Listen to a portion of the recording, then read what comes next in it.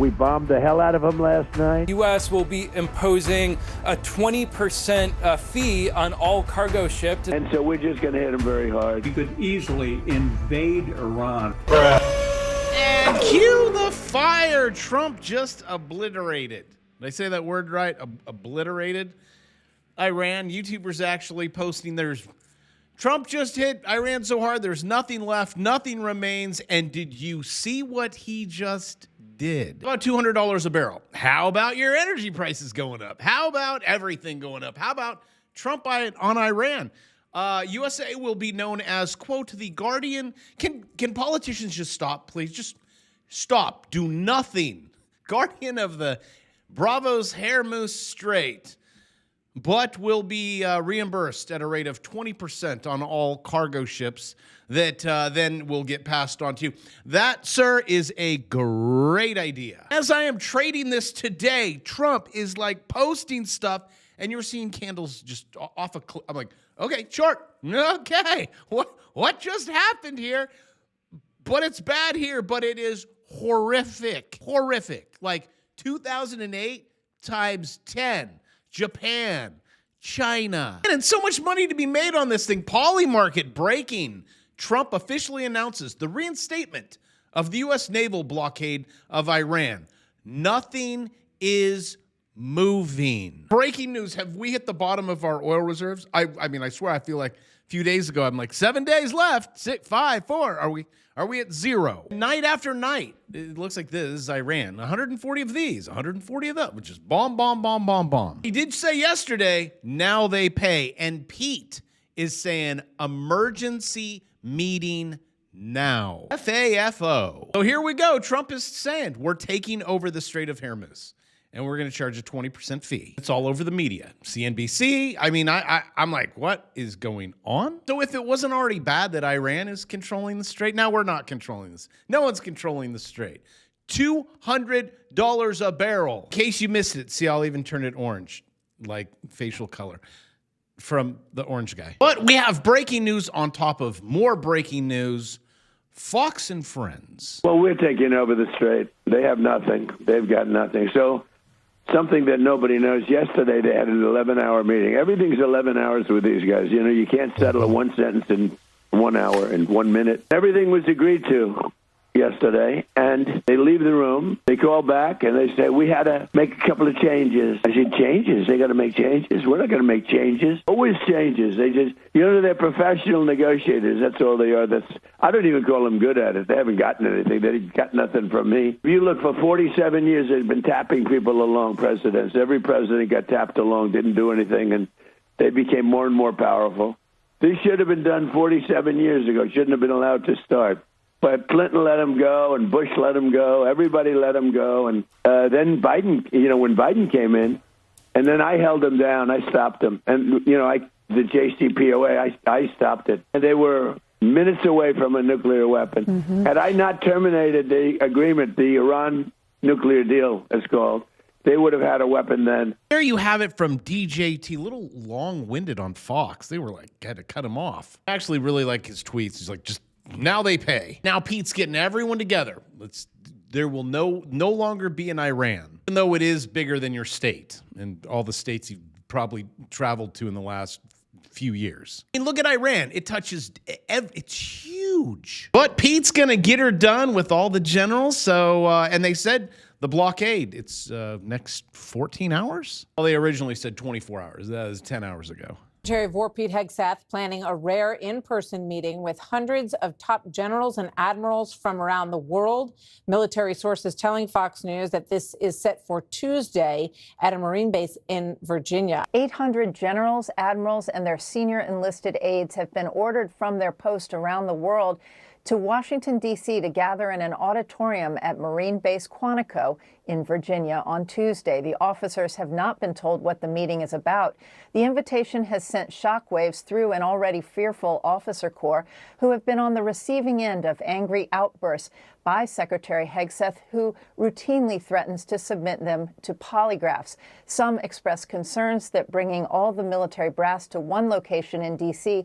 is an unnecessary security risk and question why the meeting cannot be held on a secure video teleconference call, especially at a time of rising global threats and cost-cutting as the government faces a possible shutdown. You have it risky move with a possible shutdown. Everyone's broke. Everyone's out of money. The market's rolling over. I don't see how the 20% is going to help anyone. Oh, and just in case you were wondering, if you're adding up the Asian stock markets, 1 trillion. I mean, it could get a lot worse also over here. Just FYI, make sure you know where the button is to make money on the way down, because I know you need help buying groceries as more Americans, all Americans, relying now on credit cards to buy groceries. It's just over the last few years, 32% over 5.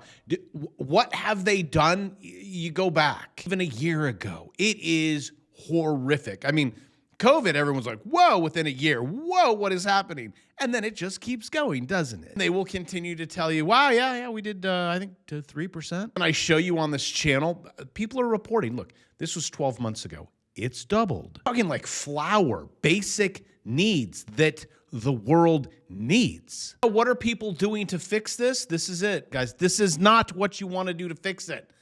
Americans take on debt and drain savings to afford food.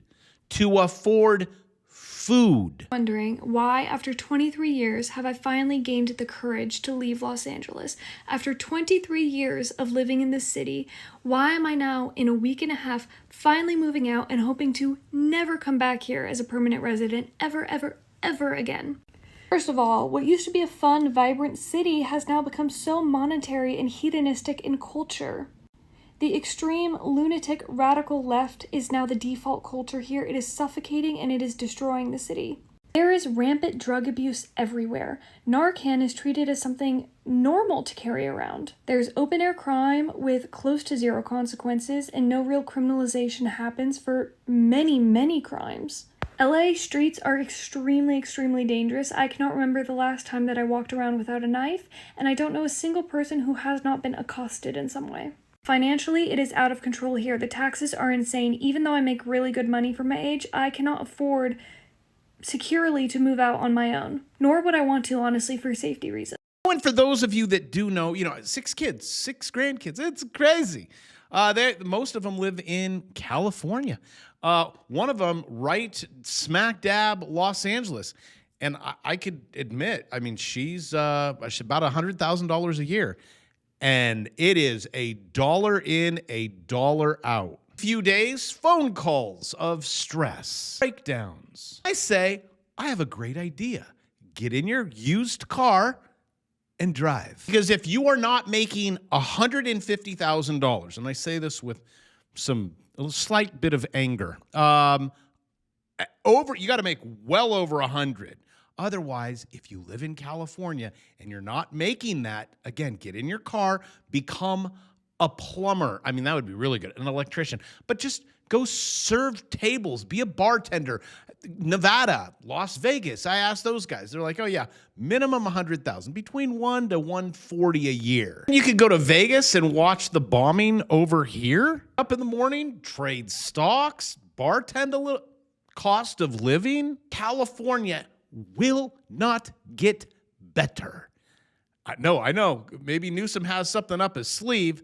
No, he has no train. He has a train to nowhere. He's going to spend a lot of money by doing it. Kind of like UK, Europe. Sorry guys, it's over. It's done. Move. Get out of there. You've been conquered. You've been taken over. You didn't even know without a bullet being fired. Same thing with California. Same thing with New York. It's not going to get better. Yes, we're going to vote our way. No, you're not. You can't. You can't vote your way out of communism. Sorry, New York. Sorry, California. So whatever you do, make sure that these 2 letters doesn't take it. And do you want to see something that is absolutely frightening? Actually, just watched a video from Diary of a CEO, if I got his channel right. I took the video and just chopped out the important parts. Breaking news, this is a video you have to watch. You're welcome. I cut it down for you. I was able to do it in less than a minute. The scary open secret in the AI industry right now is that it's possible that we'll end up essentially creating a new species that ends up ruling the world with a 70% chance that this goes horribly wrong like human extinction. That's one possibility. There's many more. It's quite chilling what you're saying. Yeah, it's gets me down sometimes. I basically told my wife, like, let's not have any more kids. It's too uncertain. I don't think they'll ever go in the workforce.